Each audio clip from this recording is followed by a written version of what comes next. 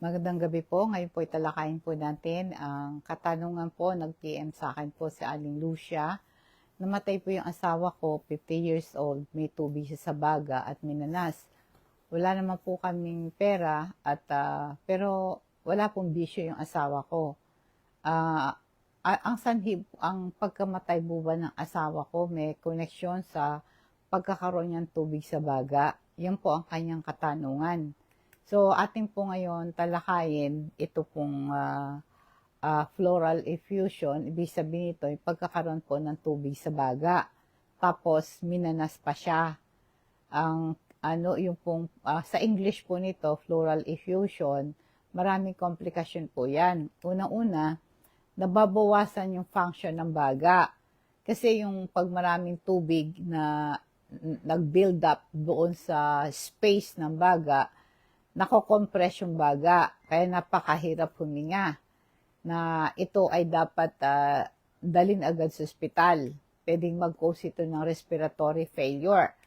Ang severe na pleural effusion, pwede kang mag-cause ng respiratory failure, maring itong dahilan ng kamatayan ng asawa mo. Kung saan ang baga, hindi na siya nagpo-provide ng sapat na oxygen sa ating katawan dahil nga sa dami ng tubig na nandoon. Ang pagkakaroon ng tubig sa baga or pleural effusion ay pangkaraniwan nagkakaroon ng manas. Maaaring may kaugnayan nito sa iba't ibang kondisyon ng katawan. Ang posibleng sanhi nito kaya nagkaroon po ng pleural effusion or tubig sa baga, maaaring meron siyang infection sa baga o pneumonia na tinatawag. Ang pleural effusion, ito ay collection ng tubig sa space pagitan ng baga at saka ng chest wall. Ang pneumonia ay ito po kaya meron tayong bakuna panlaban sa pneumonia, lalo na sa mga senior citizen. Na ito po kasi pneumonia, naiirita yung flora. Yung flora, ito isang manipis na membrane na tumatakip sa ating baga at chest cavity. Doon nagkakaroon po ng tubig. Ang pneumonia, ito yung infection na namamaga yung supot ng hangin sa dalawang baga. Pag yung supot ng hangin o air sac ay napuno ng tubig, pwede rin dahil sa infection, pwede magkaroon ito ng nana na merong picula yellow, green, or bloody. Kaya nakapakahirap huminga. Kaya nga po yung pneumonia, nagiging dahilan ng pleural effusion or build-up ng tubig sa baga, dahil nga sa tubig, pamamaga po ng dulo ng pneumonia, ay nairita yung flora. Kaya pag nairita yung flora, ay nagpuproduce ng maraming tubig. Tsaka yung mga blood vessels sa flora, ay naglilik yung tubig pag ang infection ay severe. Ang pneumonia, pwede niyang harangin ang lymphatic vessel, nagde-drain ng tubig mula sa floral space. Kaya nga po, hindi naman po lahat na nagkakaroon ng pneumonia ay nagkakaroon ng tubig sa baga. Ito'y common sa mga taong mahina ang immune system. Lalo na po ang tumira ng pneumonia sa inyo ay bacteria, especially yung Streptococcus pneumonia. Ang severe pneumonia, nakakapagpahina ito ng immune system at pag nakaranas kayo ng chest pain, pangapos ng hininga, at ang ubo mo ay nagiging malala, dapat pa-check up agad sa doktor na itong pleural effusion, pwedeng ito nga po yung pag-build up ng tubig pagitan ng layer ng flora, na itong tubig na to nagkukos ng chest pain, pangapos ng hininga, at pag-ubo. Alam mo, para lumakas ang ating immune system, kahit wala ka pang sakit, lalo pag senior citizen na tayo, mag-take tayo ng vitamin C and Super B complex. Lalo na po kung kulang ka sa tulog, kulang ka sa lakas, at very stressful ang buhay mo. Kaya po yung vitamin C merong important role sa pag-maintain ng kalusugan ng mga blood vessel, ng ating buto at immune system. Kung may sugat ka, madaling gumaling, ito'y antioxidant para protektahan ng ating selula. Kaya mag-take ka ng vitamin C Super B complex 30 minutes bago ka mag-almusal once a day. Ang pleural effusion or tubig sa baga ay pwedeng ang dahilan nito ay meron kang palyado ang puso mo. Pag ang puso mo ay mahina at hindi nakakapagbomba ng sapat na dugo, nagkakaroon po ng pressure doon sa mga veins leading back to the heart. Pagka nag-increase yung pressure, pwedeng mag-leak yung tubig sa mga tissue sa palibot ng baga. Ang tawag kasama po yung pleural space, nagkukos ng pleural effusion. Ang main treatment po ng heart failure related sa pagkakaroon ng tubig sa baga, i-focus po yung paggagamot sa puso. Kung meron kang heart failure, talagang bago ang pinanggagalingan ng tubig mo sa baga, yung mahina na yung puso mo. Kaya kailangan ng mga doktor, binibigyan ka ng mga diuretic na medication para matanggal yung excess na tubig sa katawan mo. Ang isang reason din kaya nagkakaroon ka ng tubig sa baga, maaring meron kang sakit sa atay. Na ang pagka kasi malusog ka, wala tayong sakit, yung daloy ng dugo mula sa bituka papunta sa ating atay, through the veins, ang tawag po yung portal veins. Nuulit ko po, sa kaso po ng liver disease or sakit sa atay, pagka malusog ka, meron dugo na dumadaloy mula sa bituka papunta sa ating atay. Ang pagdaloy nito, dumadaan doon sa tinatawag nating portal vein. Ang atay, pinoprocess niya yung dugo bago ito ipadala sa ating puso. Pag may sakit ka sa atay, especially yung cirrhosis of the liver, tumitigas yung atay mo, nadadamage yung atay mo, napipigil yung dugo na dumaloy sa portal vein. Kaya nagbaback up yung pressure sa portal vein system, tinatawag nating portal hypertension. Pag meron kang portal hypertension, nagkakaroon ka ng tubig sa tiyan. Sometimes itong tubig na to ay dadaan din yan sa may diaphragm, doon sa muscle nagse-separate sa dibdib at abdomen. Pwedeng mag-leak yung doon sa yung tubig doon sa pleural space pagitan ng baga at chest wall. Ang leakage nito, nagko-cause ito ng pagkakaroon ng tubig sa ating baga dahil sa liver diseases. Kaya ngayon, pagka may sakit ka, tubig sa baga, hindi naman sakit yan. Ibig sabihin, ito po ay symptoms ng mga sakit like heart failure, pneumonia, o kaya po yung liver disease, o kaya nga po ay kidney disease, sakit sa bato. Pagka healthy tayo, pag meron tayong sobrang tubig at saka waste product, ito'y sinasala mula sa dugo at nilalabas sa ihi. Pag meron damage sa bato natin, nawawala yung ability natin na tanggalin yung tubig at dumi. Nagiging dahilan nito na ang tubig nag-overload sa ating katawan, kaya nagkakaroon po ng tubig sa baga ang merong sakit sa bato dahil nga po sa mataas ang pressure ng dugo sa ating blood vessel. Pag ang kidney mo hindi nagpa-function na mabuti, nare-retain yung tubig at nag-i-increase yung pressure sa blood vessel. Yung pressure na to, nagiging dahilan ng pag-leak sa pagitan ng spaces ng ating baga.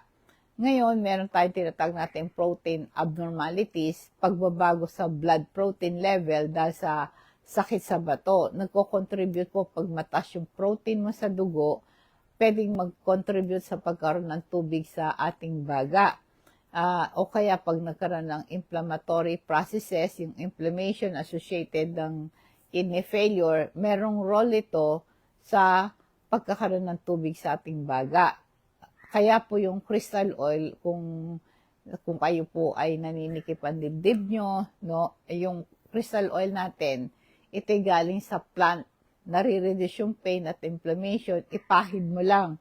Kung may arthritis ka, muscular pain ka, meron kang shoulder pain, knee pain, manuman ng pain na nararamdaman mo sa katawan mo, ihaplas mo yung crystal oil natin. At sumasarap ang tulog mo pagka hinaplas mo yan bago matulog at naririli pa yung headache mo, nawawala din yung hilo mo. Amuyin mo, tanggal ang hilo mo, bara ng ilong, nakiklear yung congestion, nag-i-improve yung respiratory health mo. Kaya isang magandang remedy dito, pangkalmante sa tiyan, nakaka-relieve ng kabag, bloating and stomach cramps. Kaya kung naduduwal ka, nasusuka ka, ipahid mo na sa sikmura mo. At kung sinisikmura ka, pahid mo din yan. Hindi ka rin kakagatin ng lamok kasi ayaw ng lamok yung amoy niyan. Kaya tanggal din ang kate. Isa ring supplement natin yung activated charcoal. Activated charcoal po natin, ito po meron siyang antibacterial properties, no? Mapatay ng mga uri ng bakterya sa bituka, nagkakaroon ng reduction ng inflammation. Lalo na po kung kayo po ay na food poison, no? Na sobrang sa pag-inom ng alak, pagpe-prevent ng hangover, drug overdose, nakaka-reduce ito ng diarrhea, nare-relieve yung gas and bloating. Activated charcoal, nag-absorb ng gas at toxin sa bituka, kaya maganda itong pang-reduce ng bad breath, no? Ito'y available to sa patnubay. Ang alam nyo po ba yung cancer, pwedeng mag-cause ito ng tubig sa baga. Yung mga babae na nagkaroon po ng yung breast cancer, pa sa kalaunan, ay pwedeng mag-cause ito pag yung cancer cell na-invade, no? Kumalat yung cancer doon sa baga, nagko-cause ito ng irritation at inflammation, tapos tong inflammation na to, natitrigger yung flora para mag-produce ng maraming tubig, at ito'y nire-reabsorb niya, nagiging dahilan ito ng pag-build up ng tubig sa baga. Kaya po yung cancer din, hinaharangan niya yung lymphatic vessel responsible sa pagdidrain ng tubig palabas dun sa ating floral space. Ang blockage na to, natatrap yung tubig, nagko-contribute sa effusion. Ang cancer po ay nakalink yan sa pleural effusion. Pag meron kang lung cancer, meron kang breast cancer, ovarian cancer, at saka po yung mga cancer sa tiyan, cancer sa bituka, cancer sa kidney, lymphoma, pwedeng mag-cause po ito ng pleural effusion. Kaya pag ang early diagnosis po ng doktor ay malaman yung underlying cause, para ma-manage yung pleural effusion effectively, tulad na sabi mo, yung asawa mo wala naman siyang bisyo, pero namatay siya, ang nakita niyong simptomas sa kanya, may tubig sa baga at saka minana siya. Kaya nga maaring hindi mo siya masyadong napacheck up, sabi mo nga wala kayong pera, kaya hindi mo nalaman bakit siya nagkaroon ng tubig sa baga. Pero ang sanhi ng kanyang kamatayan, dahil sa na-build up yung tubig sa kanyang baga, wala nang sapat na oxygen na tanggap ang kanyang katawan. Kaya nire-recommenda ko po isundin yung medical advice, no? Alamin yung underlying cause ng pleural effusion para i-manage itong mabuti. Magre-recommend po ang doktor ng appropriate treatment plan base sa pinanggalingan ng pleural effusion, at bibigyan niya ng medication, mga procedure para tanggalin ng tubig, at saka po kung meron siyang heart failure or infection, bibigyan siya ng sapat na gamot para doon. Kailangan din syempre ng lifestyle changes, no?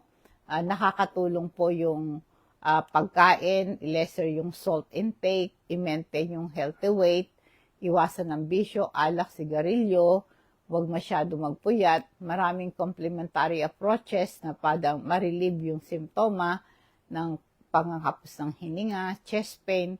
Kailangan po ito, lahat na ito, i-discuss sa doktor at para bigyan siya ng medical treatment.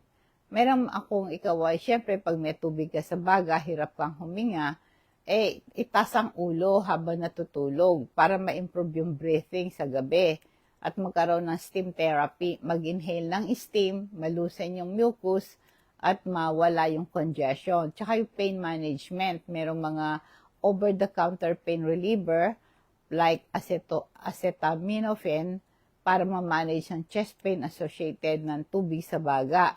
Siyempre, magpa-check up muna sa doktor bago inumin anumang klase ng medication. Ang omega-3 fatty acid, nare-reduce yung panganib sa heart disease.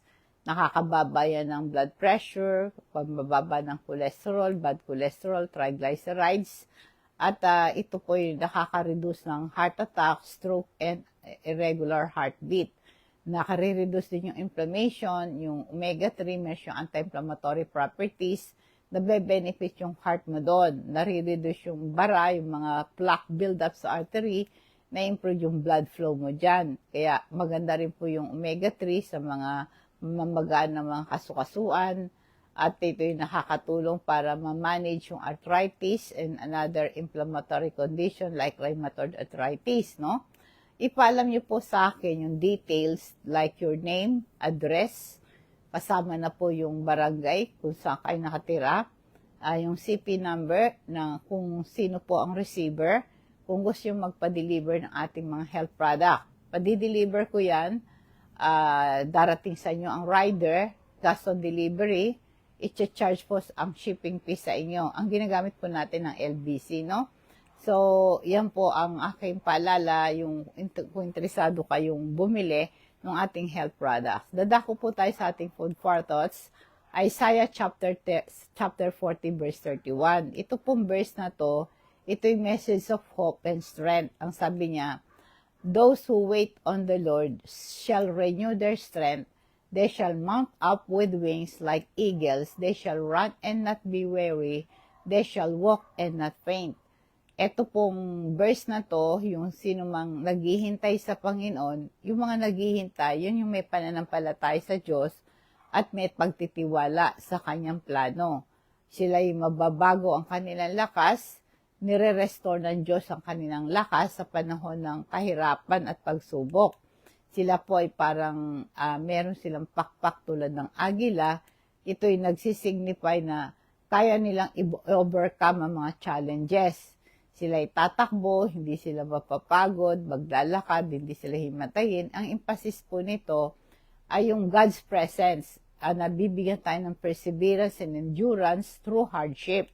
Kaya yung overall message po nito, trusting God, nagpo-provide dito sa atin ng lakas, pag-asa at ability, ma-overcome ang mga kahirapan.